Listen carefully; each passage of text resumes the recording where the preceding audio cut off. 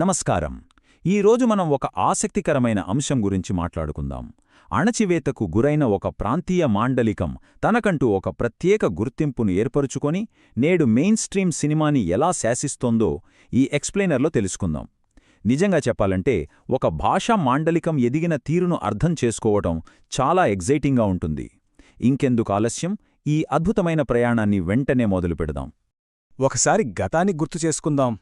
సినిమాల్లో ఈ మాండలికాన్ని కేవలం విలన్లకు లేదా కొమిడియన్లకు మాత్రమే పరిమితం చేయడం మనం చూశాంగదా. కాని చూడండి, ఈరోజు సీన్ పూర్తిగా మారిపోయింది. అవే పదాలు, అదే ఉచ్చారణ బాక్సాఫీస్ దగ్గర రికార్డులు బద్దలు కొడుతున్న బ్లాక్ బస్టర్స్కు ప్రాణం పోస్తున్నాయి. అసలు ఒకప్పుడు చిన్నచూపుకు గురైన ఈ భాష ఇప్పుడు ఎందరో హృదయాలను ఎలా గెలుచుకుంది? ఇంతటి అద్భుతమైన మార్పు ఎలా సాధ్యమైందంటారు? తెలుగు మాండలికాల మూలాలు.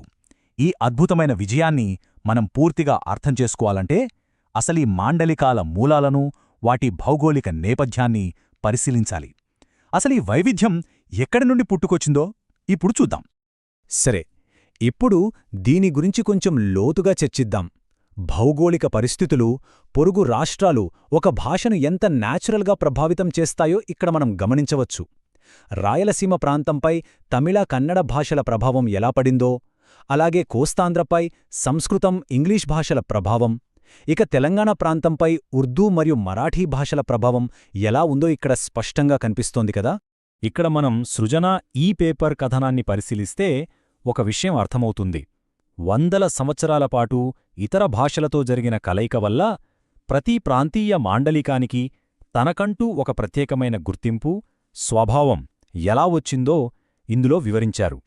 అంటే ఇది ఏదో ఒక్కరోజులో యాదృచ్ఛికంగా జరిగింది కాదు.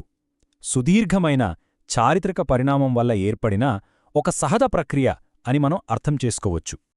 మాండలికాలు అనేవి ఆయా ప్రాంతాల భౌగోళిక పరిస్థితులు, అక్కడి పాలకుల విధానాలు, స్థానిక సంస్కృతుల కలయికల నుండి సహజంగా ఉద్భవిస్తాయి. ఈ విషయాన్ని మనం ఖచ్చితంగా గుర్తుపెట్టుకోవాలి. ఎందుకంటే రాబోయే కాలంలో ఎదురైన భాషా సంఘర్షణను అర్థం చేసుకోవడానికి ఈ వాస్తవమే మనకు ఒక బలమైన పునాది. వివక్షకు గురైన కాలం. అయితే ఇంతటి సహజమైన పరిణామం ఉన్నప్పటికీ తెలంగాణ మాండలికం ఒకానొక దశలో తీవ్రమైన సాంస్కృతిక వివక్షను ఎదుర్కోవాల్సొచ్చింది. ఈ భాషా ప్రయాణంలో ఎదురైన ఆ చీకటి కాలాన్ని మనం ఇప్పుడొక్కసారి చూద్దాం. డాక్టర్ నలిమేల భాస్కర్ గారి విశ్లేషణను మనం తటస్థంగా పరిశీలిస్తే పూర్వపు రోజుల్లో ఈ మాండలికం మీడియాలో, సాహిత్యంలో ఎలా మూసపద్ధతులకు గురైందో అర్థమవుతుంది. మెయిన్స్ట్రీమ్ సాహిత్యంలో దానికి తగిన ప్రాధాన్యత దక్కలేదు సరికదా. సినిమాల్లో కూడా ఆ భాషను ఎక్కువగా కామెడీ పండించడానికి లేదా విలన్ల క్రూరత్వానికి ప్రతిరూపంగానే చూపించేవారని ఆయన పేర్కొన్నారు. ఈ పరిణామం ఆనాటి వాస్తవాన్ని అద్భుతంగా కళ్లకు కడుతోంది. మెయిన్స్ట్రీంలో ఆమోదం పొందడానికి ఈ మాండలికం ఎంత కష్టమైన పోరాటం చేయాల్సి వచ్చిందో ఈ ఒక్క వాక్యం తెలియజేస్తోంది. ఆలోచించండి, ఎన్నో దశాబ్దాల పాటు ఒక ప్రాంత ప్రజల భాషను సమాజంలో తక్కువచేసి చూడటమనేది ఆ భాషాభిమానులు ఎదుర్కొన్న అతిపెద్ద సవాలు కదా. మాండలికాన్ని అక్షరబద్ధం చేయడం. ఇలాంటి అత్యంత క్లిష్టమైన సమయంలో ఈ మాండలికానికి సరైన గుర్తింపును, ప్రామాణికతను తీసుకురావడానికి ఒక గొప్ప అకాడమిక్ ప్రయత్నం జరిగింది.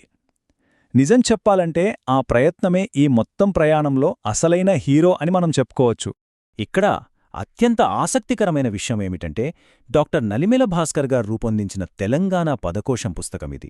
ఎంతో కాలంగా వివక్షకు గురైన ఒక భాషకు ఇదొక చారిత్రక ఆధారంగా, దాని అస్తిత్వానికి సజీవ సాక్ష్యంగా నిలిచిన ఒక అద్భుతమైన గ్రంథమిది. ఒకసారి ఈ ప్రచురణ వివరాలు గమనించండి. ఈ గ్రంథాన్ని ప్రచురించడానికి వెనుకున్న అపారమైన శ్రమ, నిబద్ధత ఇక్కడ మనకు స్పష్టంగా తెలుస్తోంది. పల్లెపల్లె తిరిగి ప్రజల నోళ్లలో నానుతున్న వేలాది పదాలను కలెక్ట్ చేసి వాటన్నిటినీ క్రోడీకరించడమంటే మాటలు కాదు. విద్యాపరమైన సిద్ధాంతాన్ని వాస్తవ ప్రపంచంలోకి తీసుకురావడానికి చేసిన ఒక గొప్ప తపస్సు ఇది. పదకోశం లోపల. ఇప్పుడొకసారి మనం మానసికంగా ఆ పుస్తకం పుటలను తెరిచి చూద్దాం. అసలు డాక్టర్ భాస్కర్ గారి కృషి ఎంత విస్తృతమైనదో, ఈ మాండలికం ఎంత లోతైందో మనం ఇక్కడ గ్రహించవచ్చు. ఇక్కడ కీలకమైన పాయింట్ ఏమిటంటే పదకోశం అనగా ఒక నిఘంటువు, అంటే డిక్షనరీ అన్నమాట. ఒక ప్రాంతపు మాండలికానికి ఒక పూర్తిస్థాయి నిఘంటువును రూపొందించడమంటే దానికొక అకాడమిక్ హోదాను తీసుకురావడమే. ఆ భాషకు స్వయం ప్రతిపత్తి ఉందని, అఫీషియల్గా నిరూపించడంలో ఇది నిజంగా చాలా బరువైన అడుగు. చూస్తున్నారు కదా, ఈ పేజీలను గమనిస్తే మనకు స్పష్టంగా అర్థమవుతుంది తెలంగాణ మాండలికంలో ఎంత సుసంపన్నమైన వైవిధ్యమైన పదజాలం దాగి ఉందో చూడండి. ఇది కేవలం ఏదో వాడుక భాష మాత్రమే కాదు, తనకంటూ స్వతంత్రమైన ఉనికిని కలిగియున్న ఒక పూర్తిస్థాయి భాషాని నిరూపించటానికి ఈ పదాల సమూహమే ఒక బలమైన నిదర్శనం. 2003 ఈ సంవత్సరం ఒక అకాడమిక్ మైలురాయిగా చరిత్రలో నిలిచిపోతుంది. ఎందుకంటారా? ఎంతో నిశితమైన పరిశోధనల తరువాత ఈ సమగ్రమైన తెలంగాణ పదకోశం మొదటిసారిగా పబ్లిష్ అయింది ఆ ఏడాదే. ఇది ఖచ్చితంగా భాషాభిమానులో సాధించిన ఒక విశేషమైన విజయం అని చెప్పాలి. సినిమాలో పునరుజ్జీవనం. నిఘంటూ రూపంలో అకాడమిక్ విజయాన్ని సాధించిన ఈ మాండలికం ఇక అక్కడితో ఆగిపోలేదు. ఆధునిక పాప్ కల్చర్లో, మరీ ముఖ్యంగా చలనచిత్ర రంగంలో ఒక ప్రభంజనంలా ఎలా మారిందో ఇప్పుడు మనం చూద్దాం. ఇప్పుడు ముందుకు వెళ్ళి కాలానుగుణంగా పరిస్థితులు ఎలా మారాయో చూద్దాం.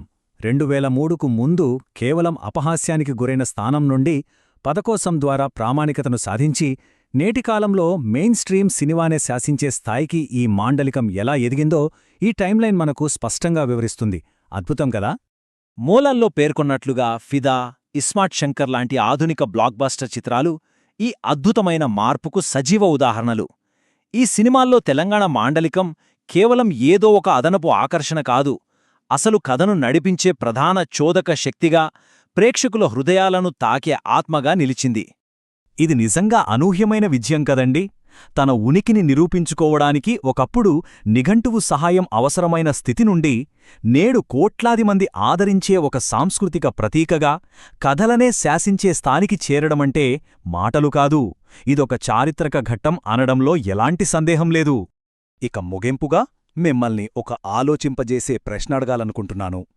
మనం ఈరోజు చూస్తున్న సినిమాలు మీడియా యొక్క అస్సలైన వాస్తవికతను ప్రాంతీయ మాండలికాలు ఎలా ఆకృతి చేస్తున్నాయి?